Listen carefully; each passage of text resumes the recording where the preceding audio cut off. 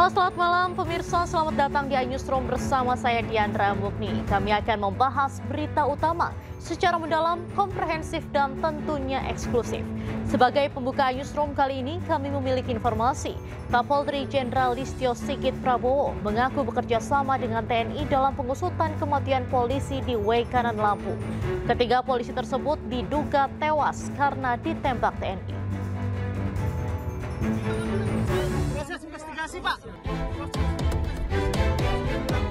Kapolri Jenderal Listio Sigit Prabowo mengatakan proses pemeriksaan pengusutan kematian 3 polisi ditembak dalam kasus judi sabung ayam di Waikanan, Lampung saat ini masih berlangsung. Kapolri mengatakan bekerja sama dengan TNI untuk mengusut penembakan 3 anggota polisi tersebut. Proses sudah berjalan,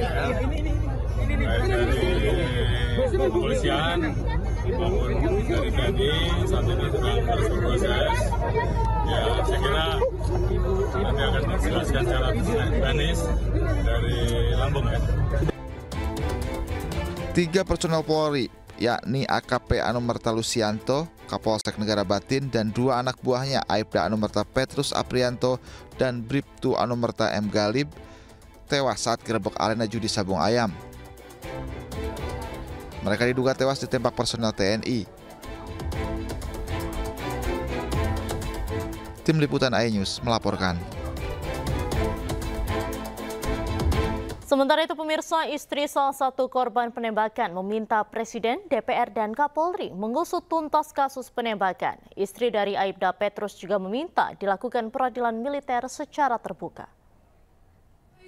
Pemberitaan buruk dan fitnah yang sedang beredar yang ditujukan kepada ketiga anggota yang gugur tersebut.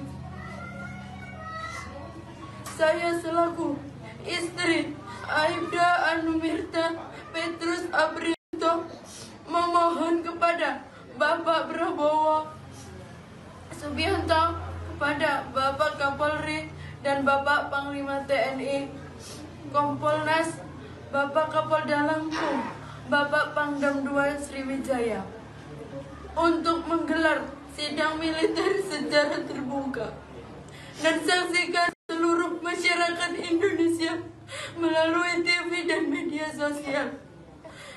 Dan saya memohon putusan yang seadil-adilnya. Demikian harapan saya. Saya ucapkan terima kasih. Wassalamualaikum warahmatullahi wabarakatuh. Sebelumnya, Kapendam II Sriwijaya menyebut ada motif uang terkait sabung ayam yang menewaskan 3 anggota kepolisian. Temuan ini didapatkan berdasarkan keterangan para saksi yang kini juga telah ditahan pihak Denpom.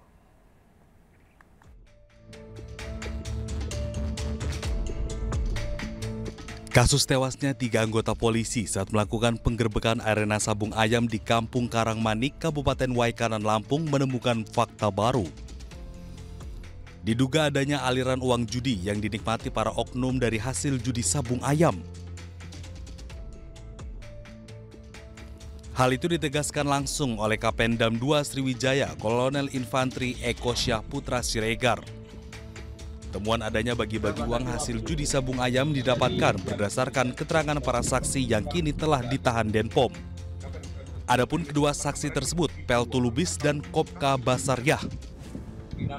Pengakuan ini pun akan didalami oleh tim penyidik gabungan untuk mengungkap siapa saja oknum yang terlibat dalam judi sabung ayam. Keterangan saksi saya jelaskan lagi, ada uang dibagi. Siapa ya? Kok nggak polsek, Koramil. Yang jelas nggak mungkin juga ada yang tidak mendapat. Gitu. Ada duit? Ada. Uang diterima? Ada. Cuman siapa aja? Nah ini masih dicari lagi. Saya sudah sampaikan, tidak boleh ada pelaku yang lolos. Anggota kita sudah menyerahkan diri, sudah kita periksa. Dipastikan ini pasti kena hukuman. Investigasi tim gabungan telah menemukan 3 jenis berbeda selongsong peluru dan sepucuk senjata laras panjang tak jauh dari TKP. Dari Palembang, Sumatera Selatan, iNews melaporkan. Kapolda Lampung Irjen Helmi Santika menanggapi adanya dugaan dana ke oknum polisi di judi sabung ayam Waikanan. Namun menurut Kapolda Lampung, dugaan aliran dana tersebut harus dibuktikan agar tidak menjadi isu liar. Tapi kembali lagi kalau kita coba beruntut jejak digital yang ada yang muncul, ya, itu kan diawali dari media sosial. Ya, diawali dari media sosial yang menyatakan bahwa ada chat atau percakapan antara almarhum Kapolsek dengan PLT Lubis. Nah, buat kami ini harus dibuktikan datanya, faktanya mana gitu. Bukan hanya medsos, tapi dalam rangka merespon informasi itu, ya, tim dari Divpropam Polri, Itwasum Polri, Propam Polda dan Itwasda Polda sudah turun untuk melakukan klarifikasi pengecekan apakah betul ada peristiwa itu atau tidak. Walaupun menurut saya, kalaupun itu ada, tidak boleh mengaburkan peristiwa yang sebenarnya terjadi, hilangnya 3 nyawa. Ini adalah persoalan kemanusiaan. Itu ya tidak boleh. Nah, kemudian kalau memang ada, datanya ada, sampaikan. Pasti kita akan tindak lanjuti. Pemirsa, Kepala Penerangan Kodam 2 Sriwijaya Kolonel Infantri Eko Syahputra Siregar menerima teror dari orang tidak dikenal pasca memberikan informasi perkembangan kasus penembakan 3 polisi ke media. Teror tersebut diduga bentuk kekecewaan oknum yang tidak suka atas pernyataannya di media.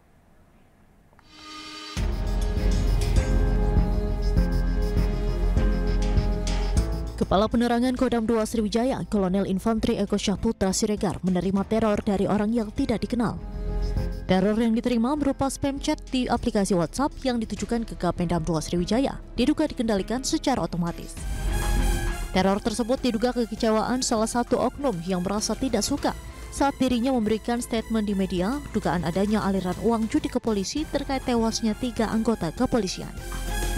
Temuan adanya dugaan bagi-bagi uang hasil judi sabung ayam tersebut didapatkan berdasarkan keterangan para saksi yang kini telah ditahan Denpom.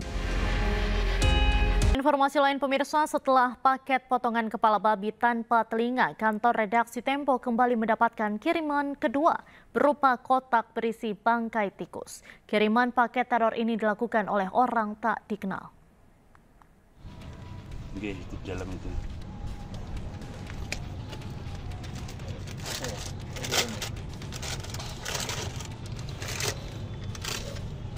Kantor redaksi Tempo kembali diteror. Sebuah paket berisi bangkai tikus dilempar oleh orang tak dikenal melalui gang yang berada di samping kantor redaksi Tempo di kawasan Palmerah, Jakarta. Paket teror ini pertama kali ditemukan oleh petugas kebersihan redaksi Tempo yang menemukan kardus mencurigakan terbungkus kertas kado bermotif bunga mawar merah pada Sabtu pagi. Saat dibuka, kardus berisi 6 ekor tikus yang kepalanya telah dipenggal. Menurut saksi, bungkusan ini dilempar oleh orang tak dikenal sekitar pukul 2 dini hari. Hari ini kebetulan siang tadi datang tim dari Bareskrim yang memfollow up laporan kami pada kemarin ya, hari sebelumnya kami lapor ke Bareskrim untuk teror pengiriman kepala babi. Nah, hari ini tim Bareskrim datang dan sekalian aja kami sampaikan bahwa hari ini juga ada kiriman teror lagi, yaitu kardus berisi kepala tikus yang dipenggal kepalanya, yang dari hasil penelusuran kami paket itu dilemparkan dari samping gedung dan sudah kita lihat berdasarkan kamera pengaman di sini barang dilemparkan pada pukul 2 dini hari. 2 dini hari sempat mengenai mobil yang ada di parkir di belakang. Buka lampu nggak? Buka nggak? Buka. Apa ya? Sebelumnya pada tanggal 19 Maret lalu, kantor redaksi Tempo juga menerima paket teror berisi kepala babi tanpa telinga. Paket tersebut dikirim oleh kurir yang memakai atribut aplikasi jasa pengiriman dan ditujukan kepada jurnalis Tempo, Francisca Christy Rosana atau Cica. Apa bang? Daging. Kepala babi kan? Iya. Serius? Bener kan? Iya. Dari Jakarta, Helmi Sejangbati, iNews melaporkan. Pemirsa, Kapolri Jenderal Listio Sigit Prabowo merespon terkait pengiriman paket berupa kepala babi dan 6 bangkai tikus ke kantor redaksi Tempo. Sigit menyebut dirinya telah memerintahkan Kabareskrim untuk menyelidiki kasus ini agar terungkap. Dengan peristiwa di media Tempo, saya sudah perintahkan kepada Kabareskrim untuk melaksanakan penyelidikan lebih lanjut. Dan saya kira kita semua tentunya akan memberikan pelayanan yang terbaik untuk bisa menindaklanjuti. Lebaran penumpang di Bandara Soekarno-Hatta, Tangerang, Banten terus mengalami peningkatan. Peningkatan jumlah penumpang sudah mulai terlihat sejak kemarin di Bandara Soekarno-Hatta. Bahkan untuk permintaan extra flight naik dalam 2 hari terakhir dengan jumlah permintaan mencapai 900 pesawat. Penumpang didominasi oleh pemudik yang akan merayakan Hari Raya Lebaran di kampung halaman.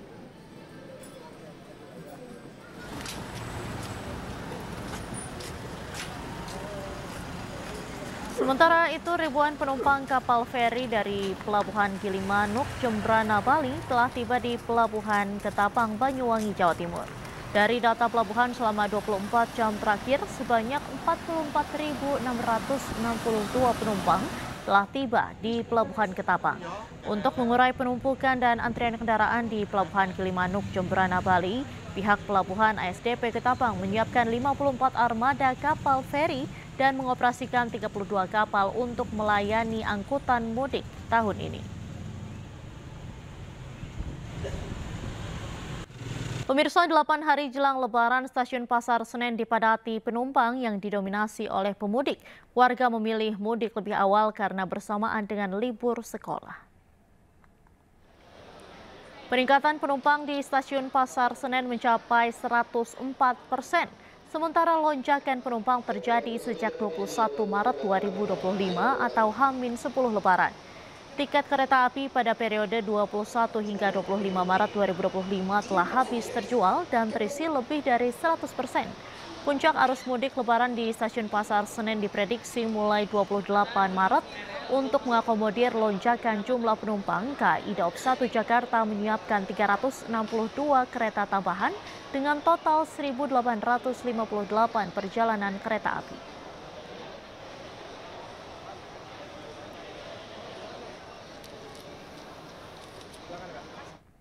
Selain di Pasar Senen, pemudik pemotor mulai padati jalur arteri Kalimalang, Bekasi, Jawa Barat pada Minggu dini hari. Para pemudik tersebut membawa sejumlah barang bawaan yang diikat di belakang sepeda motor mereka.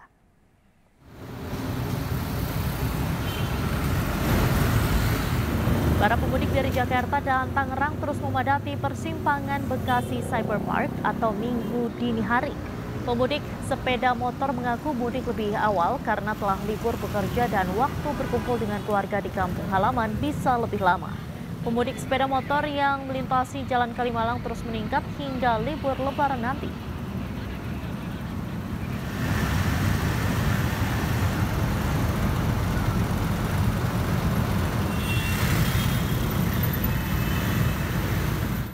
Untuk mengetahui informasi selengkapnya, kami sudah terhubung dengan jurnalis iNews Rahmat Hidayat di Jalan Raya Kalimalang, Bekasi.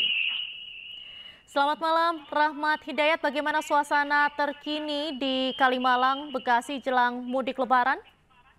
Ya, Piandra, dapat kami laporkan menjelang H-8 mudik Lebaran Hari Raya Idul Fitri ini, ruas jalur Kalimalang atau tepatnya Jalan Hem Hasibuan, Bekasi Selatan, Kota Bekasi saat ini sudah terpantau ramai. Sejumlah kendaraan pemudik yang berasal dari Jakarta maupun Tangerang dan Depok pun sudah melintasi ruas jalan Kalimalang ini. Dan terlihat pun dari pantauan kami di belakang ini sejumlah penumpang yang berboncengan maupun yang membawa barang-barang lebih dari 1 orang pun terpantau lihat. Dan kami pun menghimbau kepada para pemudik yang melintasi ruas Jalan Kalimalang ini agar tetap selalu waspada dan selalu hati-hati. Terlebih di jalan di depan kami dapat melaporkan masih terdapat sejumlah jalan yang masih rusak dan berlubang. Dan untuk para pemudik pun dihimbau untuk istirahat apabila memang tidak memungkinkan untuk melanjutkan perjalanan. Dari pantauan kami ini pun terdapat sejumlah titik-titik pos pantau yang ada di perlintasan Kalimalang serta Bekasi Timur ini. Demikian, Piandra. Baik, Rahmat, sementara itu bagaimana dengan volume kendaraan hingga saat ini? Ya, untuk volume kendaraan, terutama kendaraan roda 2, para pemudik pun terus mendominasi ruas Kalimalang ini. Mengingat waktu hari ini pun sudah banyak para karyawan maupun para ASN yang sudah berlibur ke bekerja. Dan di kemungkinan peningkatan volume kendaraan roda 2 ini pun akan terus terjadi pada malam hari. Karena penumpang para pemudik ini memilih untuk memudik malam hari untuk menghindari trik panas matahari. Demikian, Piandra. Baik, terima kasih Rahmat Hidayat langsung dari Kalimalang, Bekasi, Jawa Barat. Selamat kembali bertugas. Terima kasih. Anda masih menyaksikan iNewsroom bersama saya Diandra Mukni. Pemirsa, Timnas Indonesia terus berbenah jelang laga melawan Bahrain pada putaran ketiga kualifikasi Piala Dunia 2026 zona Asia. Usai menelan kekalahan dari Australia, skuad Garuda sudah mengevaluasi dan siap untuk meraih poin.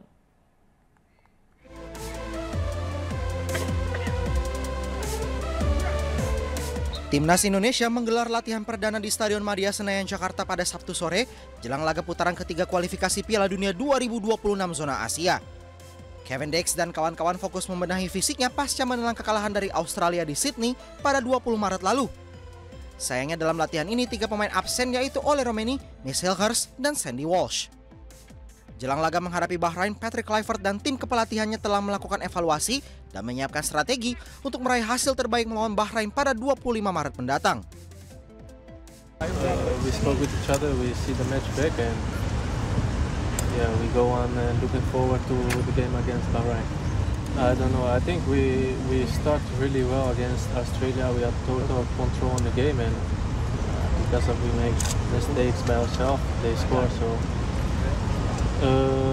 we have to keep this energy and the attitude what we showed against Australia, and let's hope for a better result against Bahrain. Timnas Indonesia kini berada di posisi keempat klasemen sementara grup C putaran ketiga kualifikasi Piala Dunia 2026 zona Asia dengan 6 poin. Kemenangan melawan Bahrain tentu menjadi harga mati bagi skuad Garuda demi menjaga asa ke pesta sepak bola dunia pada tahun depan. Dari Jakarta, Rani Sanjaya, iNews melaporkan.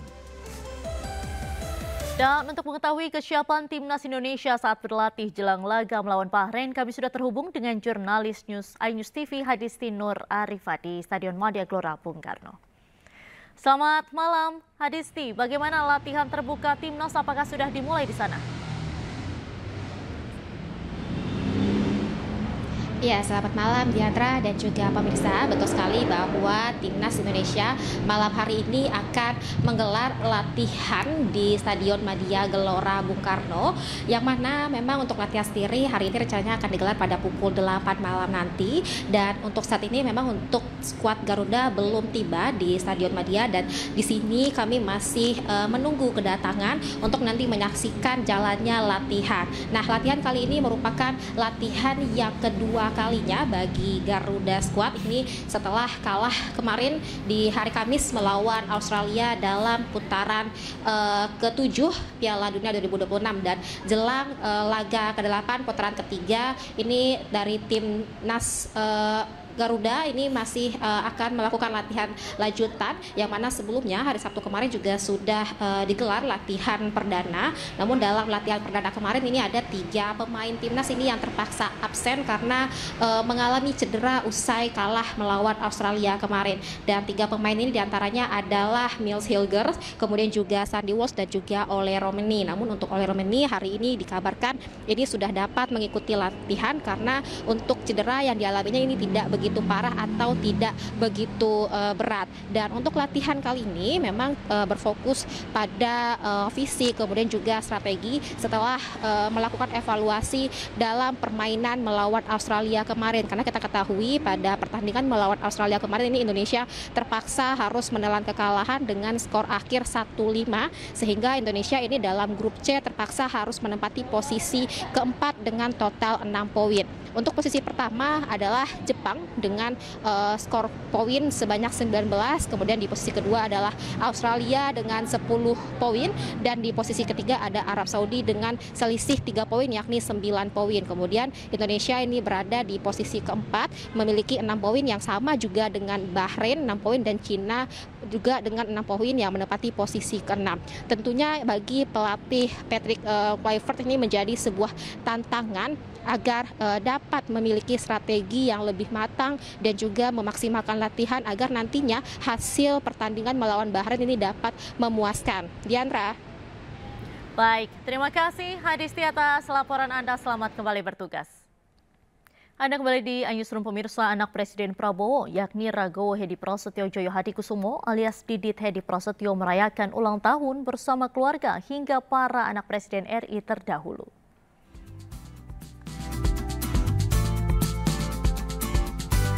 Didit Hedi Prasetyo, putra sematawayang Presiden Prabowo Subianto dengan Titik Soeharto, merayakan hari ulang tahunnya ke-41 bersama keluarga dan kerabat.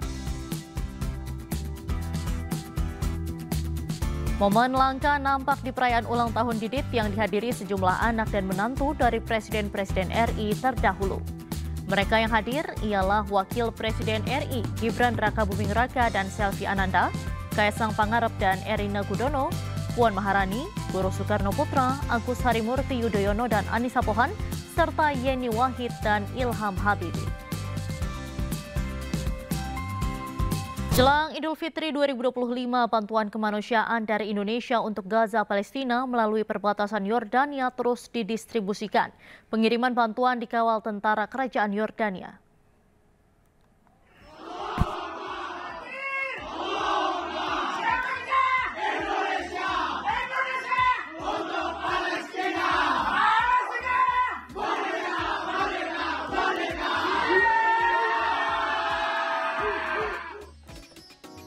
Lembaga Kemanusiaan Indonesia terus bersinergi dengan Lembaga Kemanusiaan Internasional menyalurkan bantuan untuk masyarakat Gaza Palestina. Kali ini ribuan paket kebutuhan harian seperti minyak goreng, beras, tepung terigu, gula, kurma, daging kaleng, serta pakaian anak dan selimut didistribusikan. Sebanyak 5 truk kontainer konvoi membawa bantuan kemanusiaan menuju Gaza, Palestina dengan dikawal tentara kerajaan Yordania melalui jalur koridor pintu perbatasan Yordania. Hari ini kami kembali mengirim barang bantuan untuk saudara-saudara kita di Gaza, Palestina di bulan suci Ramadan 1446 Hijriah atau tahun 2025. Mudah-mudahan barang bantuan ini bisa cepat sampai diterima oleh saudara-saudara kita Gaza, Palestina. Terima kasih Indonesia, terima kasih Indonesia, terima kasih Indonesia. Dukung terus saudara-saudara kita Palestina sampai merdeka. Gencatan senjata tahap 2 yang gagal cukup mempersulit pendistribusian bantuan masuk ke Gaza Utara, Palestina. Hal ini disebabkan adanya tentara Zionis Israel yang memblokade pintu masuk.